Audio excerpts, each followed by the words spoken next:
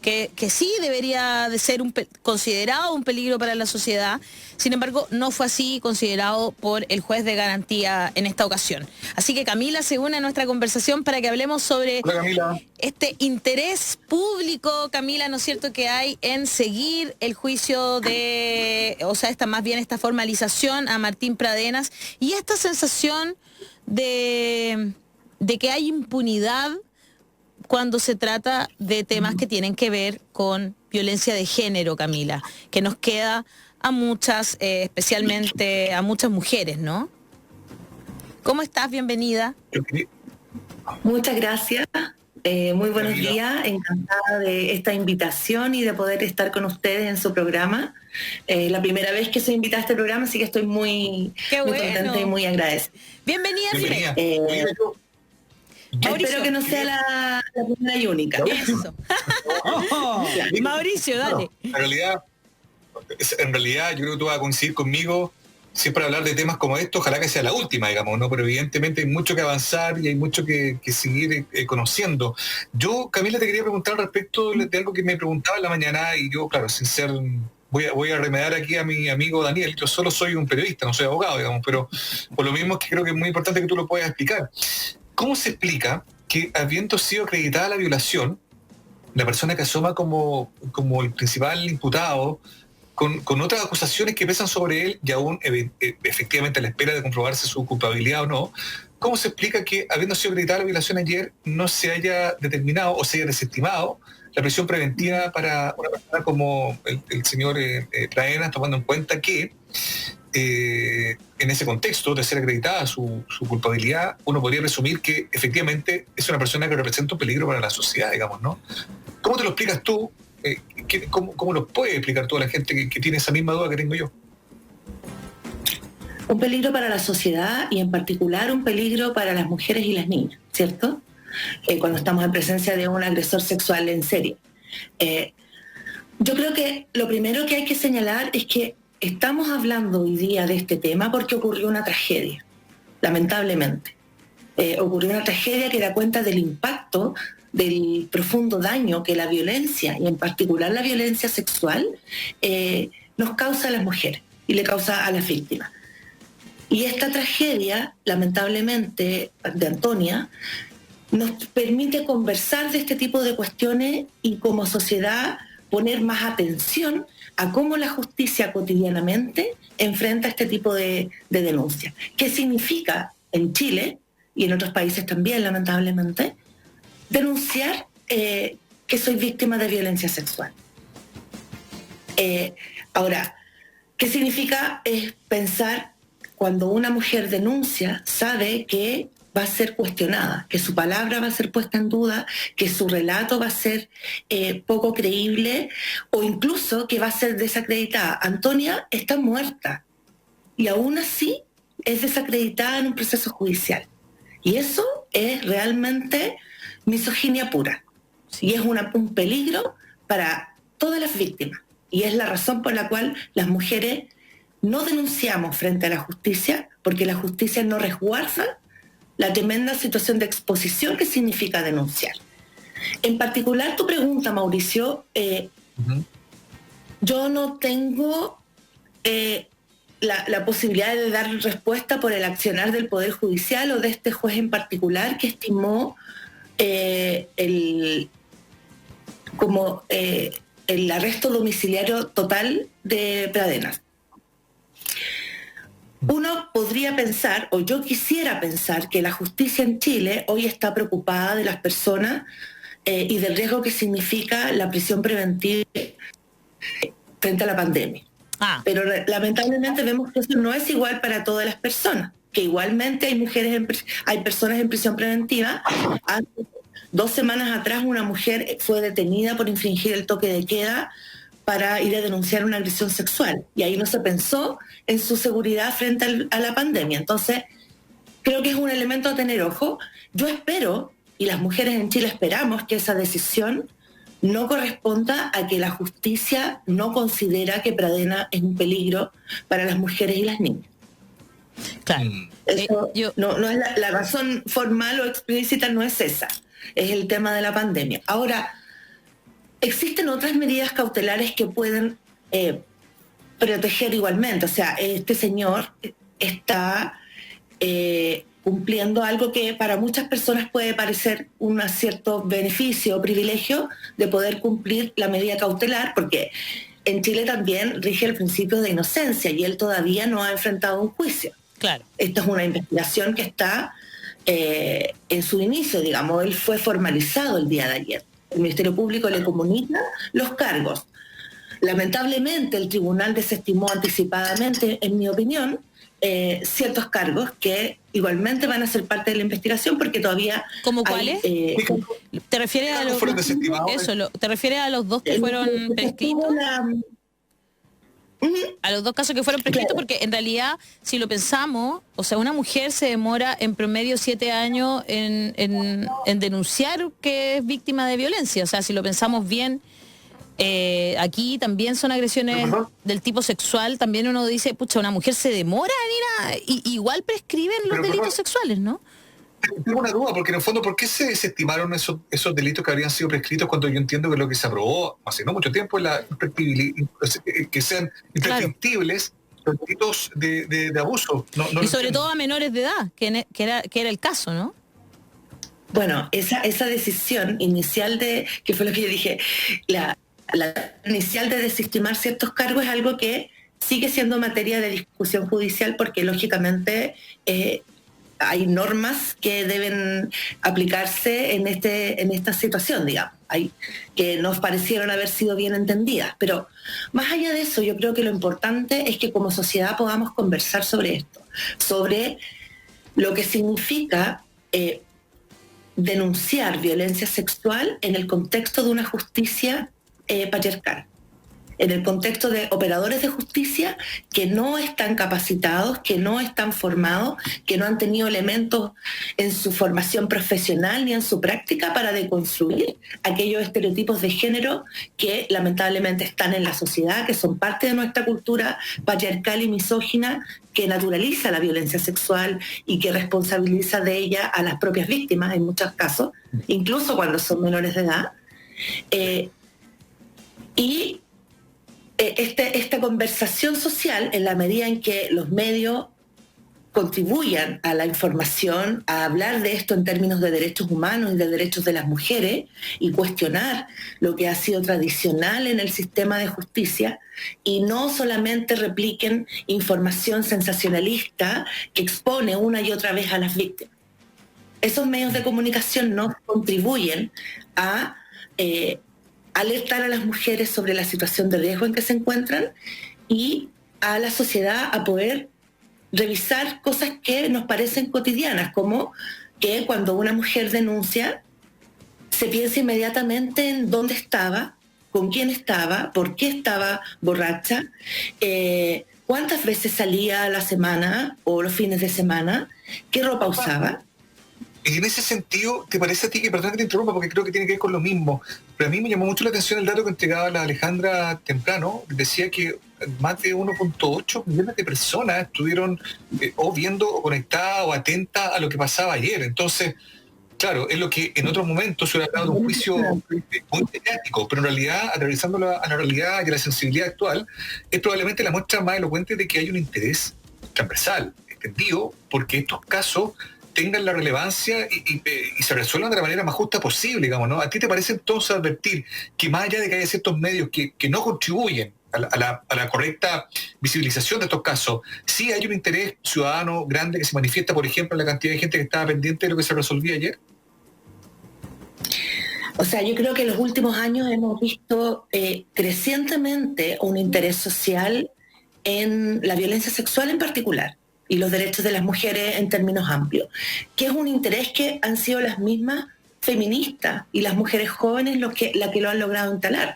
Sí. O sea, no nos olvidemos del mayo 2018. Claro que sí. Este país estuvo completamente movilizado, todas las universidades de Chile estuvieron movilizadas, o prácticamente todas, porque las estudiantas universitarias dijeron no queremos más violencia sexual en nuestras clases. Claro. En la sala, de parte de nuestros profesores y de nuestros compañeros.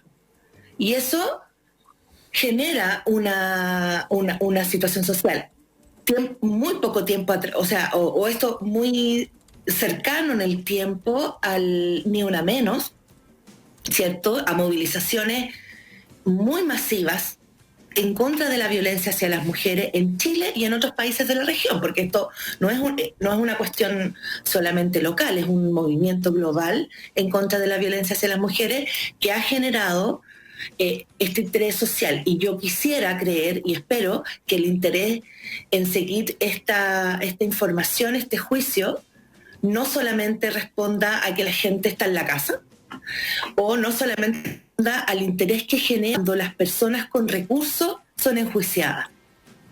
Porque claro, aquí no es el clásico pobre que está en cuestión si lo metían o no en prisión preventiva. Aquí hay una cuestión de clase también. Claro, hay una cuestión de clase que genera a veces más repercusión en la prensa y en la gente en general. Sí, pero es muy cierto eso. Lo importante también es mirar qué cosas se develan como inaceptables. Y el repudio social que ha tenido la defensa misógina de Pradena creo que es significativo. A ese punto ahora, quería llegar. A propósito de lo de defensa misógina, sí. Lo que pasa es que ahí hay como... ayer yo, por ejemplo, me di cuenta, no sé si podríamos entrar en eso, la defensa, bueno, de partida el abogado, no sé si es normal eso... Daniel, también te lo pregunto a ti. Hablaba todo el rato de él. Hablaba de él mismo, de él. A mí me ha pasado tal cosa, yo creo tal otra, a mí que me decepcionó tanto este periodista que hizo tal nota.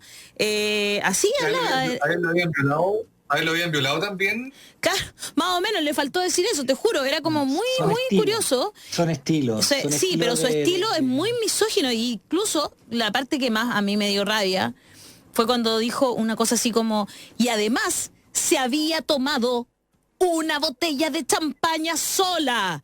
Era como, o sea, que tú te tomaste una botella de champaña sola y te mereces ser violada. Era como, de verdad fue muy misógina la defensa. Y no sé si ahí se puede hacer algo en el tribunal cuando está escuchando un juez ese tipo de argumentos. No puede decirle no al lugar o eso no corresponde. ¿No puede hacer algo como eso? Yo pregunto súper desde el desconocimiento, porque a uno le da mucha rabia escucharlo. Yo creo que justamente lo que esta situación tan grotesca, digamos, ha generado es pensar en... Y vuelvo al punto inicial, aquí más allá de Pradenas o más allá de su abogado, claro. Cuando no sea, el punto es, lo que le ocurrió a Antonia es la punta del iceberg de la situación que vivimos las mujeres en Chile cuando queremos justicia. Esto muestra la exposición enorme que significa para una mujer denunciar violencia sexual, denunciar violencia en general, pero en particular cuando una mujer, una adolescente, una niña denuncia haber sido víctima de violencia sexual, lo que va a enfrentar es que en lugar de ponerse atención en los hechos, en el delito o en los delitos, que normalmente son situaciones reiteradas en el tiempo, se pone atención en ella, en qué hizo, en qué no hizo, se cuestiona su palabra, se cuestiona su relato, se cuestiona en base a su historia, en base a sus comportamientos. Entonces acá, ¿de qué manera puede ser cuestionada o el hecho de la violación o puede eso vincularse con que Antonia o cualquier otra mujer, cualquiera de nosotras, ha consumido alcohol? Precisamente el consumo de alcohol o de alguna otra sustancia genera una situación de mayor vulnerabilidad frente a la violencia sexual y debiera ser considerado no como la explicación de la violación, sino casi como una agravación de la violación. Porque lo que debiéramos también mirar, además la justicia no entrega resguardos frente a esos estereotipos de género. Eso es lo que quería poner no hay un resguardo, de relevo, pero también nos lleva a conversar que debemos entender como sociedad con mucha claridad que cualquier relación sexual sin consentimiento pleno es una violación. Lamentablemente la legislación, que no está pensada desde la perspectiva de las mujeres, lógicamente, La legislación discurre o vincula la violación a la fuerza, a las amenazas, a la falta de resistencia. Claro. No está centrada la concepción de violencia en el consentimiento y en la voluntad y en la decisión de las mujeres. Claro, como lo que pasó con la manada, ¿no? Daniel. Sí, a mí, a ver, yo quiero hacer una cuestión un poquito más general. No podemos dejar de pensar, y no estoy justificando, estoy tratando de explicar, que la infidelidad marital, mira lo que estoy diciendo, la infidelidad marital, en el caso de las mujeres, estaba penalizada no hasta hace mucho tiempo. ¿Y solo las mujeres? Incluso, sí, solo las mujeres. Claro, hay que decirlo, incluso ¿no? era una atenuante para los hombres en caso de matarla, etc. Tenemos que pensar que hasta hace poco el aborto, ni intercausal, era delito así como general y sigue siéndolo. Que había delito de homosexualidad. El hecho de ser homosexual también era delito si te pillaban hasta hace poco. La sodomía. La sodomía consentida entre varones. A mí me lo pasaron a la universidad, la sodomía consentida entre varones. En mi universidad era delito, yo lo alcancé a ver. Sí. Entonces, los cambios que ha tenido la sociedad, para bien, por supuesto que sí, han sido muy corto tiempo y esto, como hablábamos ayer con la colega Danitza Pérez, es una cuestión cultural. La ley de piropo, por ejemplo, hace muy poquito tiempo la ley del piropo, por decirle, se le llama así, pero en el fondo que no te que en la calle no te puedan acoso sexual callejero. Entonces, claro, otra voz sería si tuviéramos un congreso paritario, por ejemplo, ¿no? Lo logramos en la Asamblea Constituyente, pero nadie dice que en el futuro no podamos pedir un congreso paritario. O sea, ¿por qué tiene que ser? ¿Me entiendes?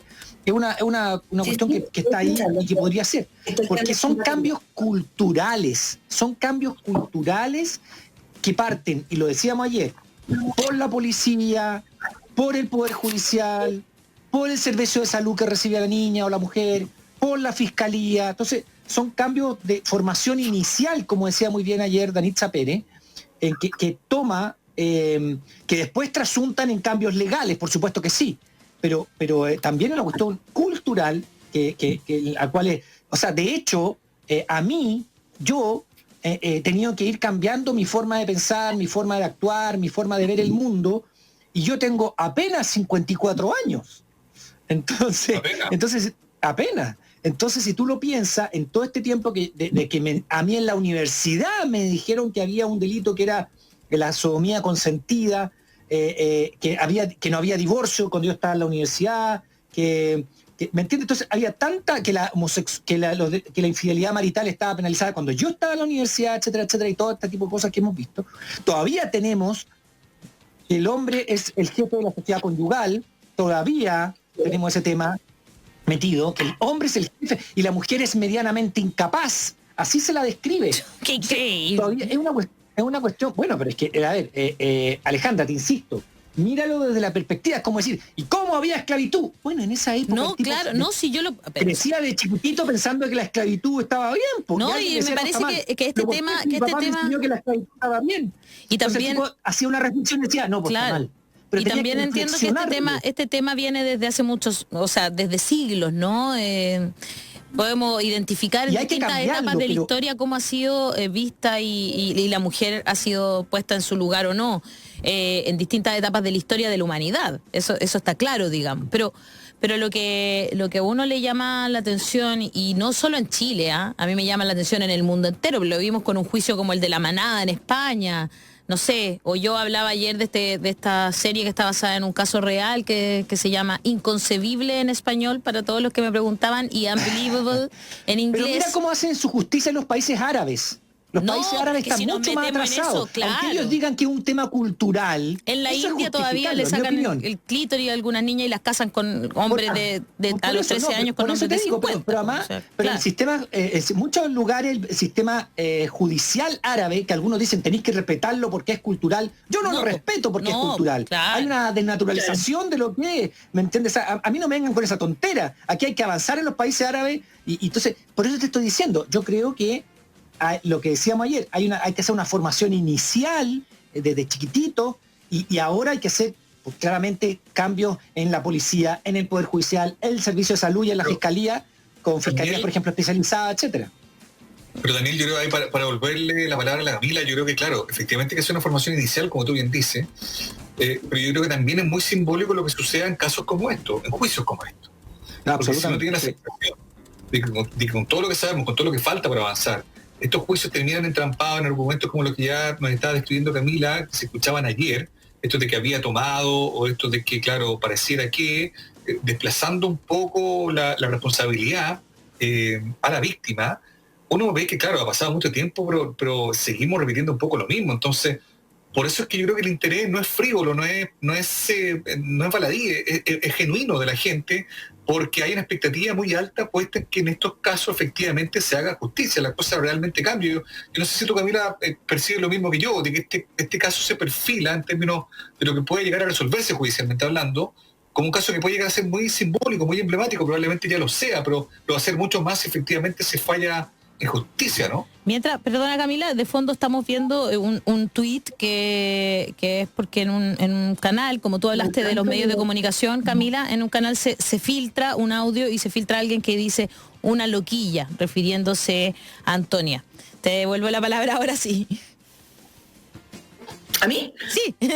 Sí. Gracias. Es que la verdad es que aquí hay muchas dimensiones que abordar. Yo creo que esperamos que en este caso Antonia, que está muerta, porque ella se suicidó, ella se quitó la vida después de la agresión sexual. Esperamos que Antonia reciba justicia, Claro. pero esperamos justicia para Antonia, como se ha levantado desde las mujeres feministas y de su familia y las organizaciones feministas que la apoyan, pero queremos justicia para todas las víctimas, también las víctimas anónimas y también las víctimas de agresores sexuales que a lo mejor no son agresores sexuales en serio. Porque en este caso la particularidad es que este tipo ha agredido a muchas mujeres a lo largo de su vida. A lo menos 5 que han declarado ante la Fiscalía. Claro. Antonia está muerta y es desacreditada en un juicio que es seguido por miles de personas en la televisión.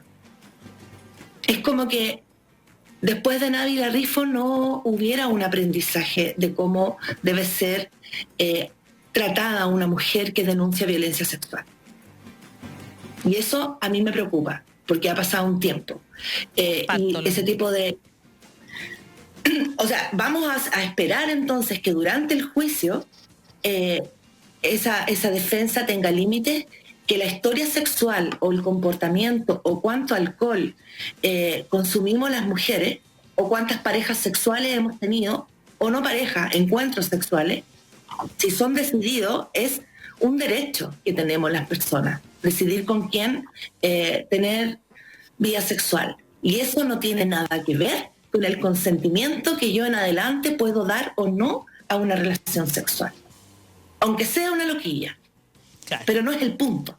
Jamás debiera ser el punto de una descalificación de una mujer que denuncia violencia sexual. Imagínate las mujeres que están en trabajo sexual. ¿Acaso no pueden ser violadas? Evidentemente que sí. ¿Cierto? Entonces, ese tipo de cuestiones culturalmente deben cambiar. Culturalmente deben cambiar, sin duda. Y para eso es muy importante lo que tú señalas. O sea, no hay formación inicial. Imagínate que los abogados y abogadas en Chile no saben de derechos humanos en la universidad.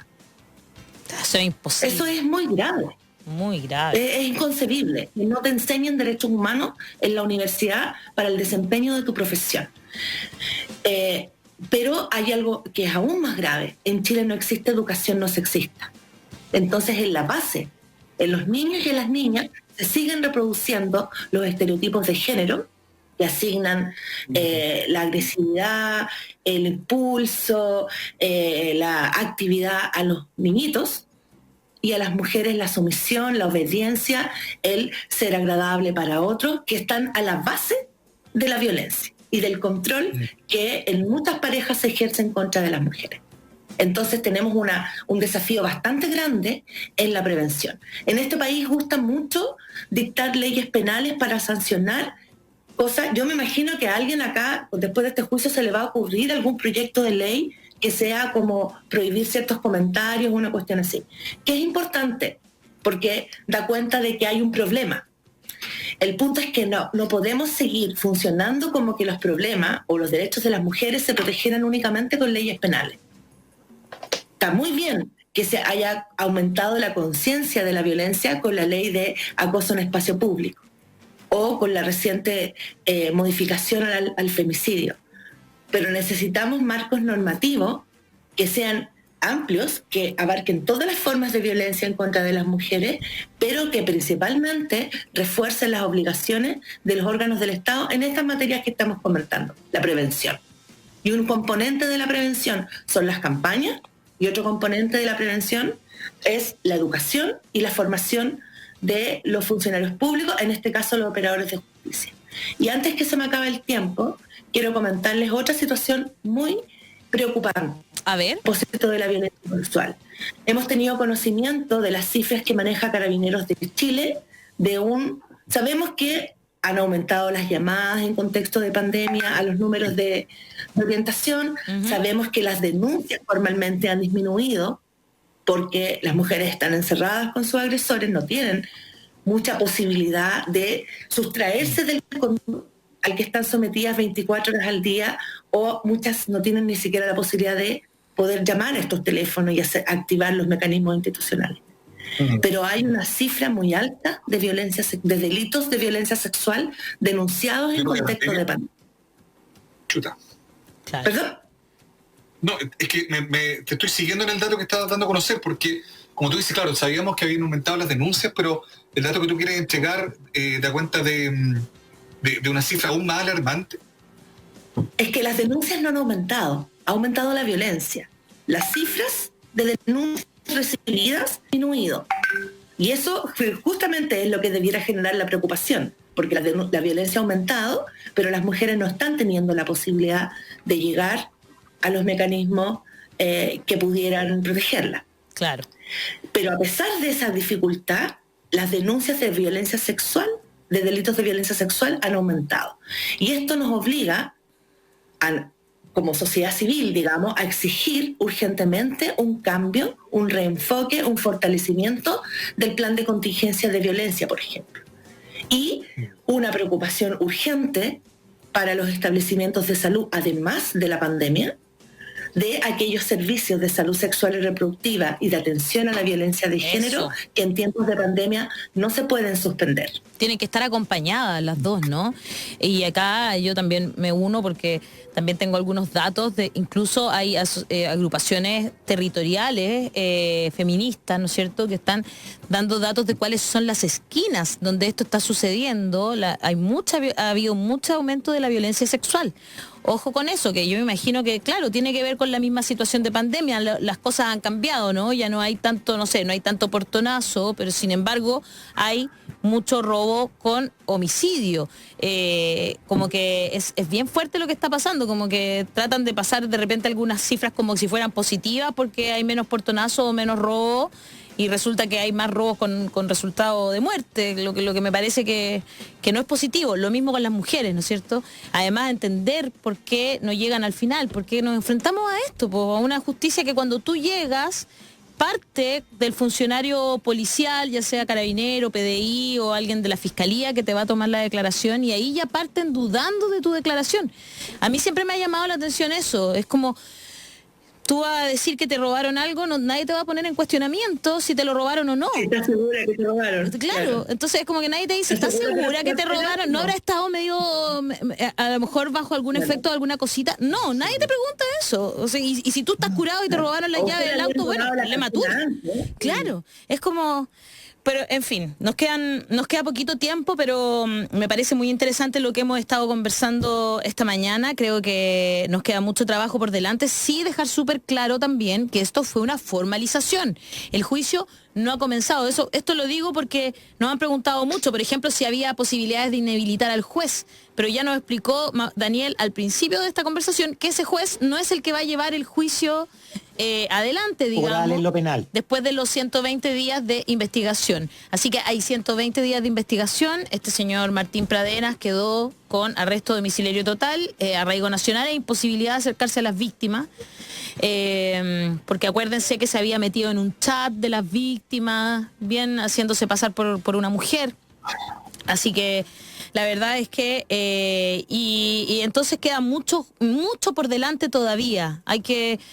Ahí es donde yo digo, sí, da rabia, da mucha ira escuchar declaraciones como la del defensor de Martín Pradena, la del juez, que además utiliza los mismos argumentos en algunas cosas como que el defensor de Martín Pradena. Da mucha ira, pero quiero dejar una luz de esperanza, porque todavía esto no le queda mucho todavía por delante, ¿no? No es un juicio que esté cerrado ni nada parecido.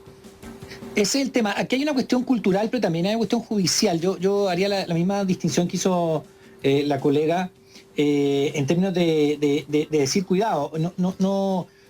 Yo estoy de acuerdo con el cambio cultural que sostienes tú, que sostiene la Camila, que sostiene... Ya, por eso. Pero el juicio tiene sus propios, tiene su propia dinámica, y eso también hay que tratar de entenderlo, ni adelantarse, o sea, la fiscalía está investigando. Exacto. Y el abogado está haciendo su trabajo. Puede gustarnos o no, pero el abogado defensor está haciendo su trabajo. La cuestión cultural quizá más adelante ni un abogado va a usar ese tipo de argumentos porque, ojalá, no sé, culturalmente no va a hacer. Pero hoy día ese abogado está haciendo su pega en un juicio que va a iniciarse inicialmente, porque podrían extenderse además el plazo de investigación en 120 días más, una audiencia de juicio o una audiencia preparatoria de juicio. Entonces, dejemos que el sistema funcione mientras, ¿no? Independiente que yo también creo en el cambio cultural, por supuesto que sí. Claro que sí, se entendió, no te preocupes, Daniel. Camila Maturana, de Corporación Humanas, hoy estuviste con nosotros conversando sobre justicia patriarcal y hay mucho interés en aprender sobre esto, así que muchas gracias por haber estado esta mañana en La Voz de los que Sobran, y como bien tú dijiste al principio, espero que no sea la última. Muchas gracias a ustedes por la invitación, y un gran saludo también para la familia de Antonia, si es que alguien está escuchando. Eso. Lo que ha ocurrido, y que ella siga siendo maltratada por el sistema de justicia, pero su familia no está sola, y todas las mujeres de Chile estamos pendientes de que haya justicia para ella y para todas las Antonias. Y algunos hombres también, afortunadamente, que son también compañeros en esta lucha del cambio de mentalidad. Un abrazo, mis queridos compañeros también, Mauricio.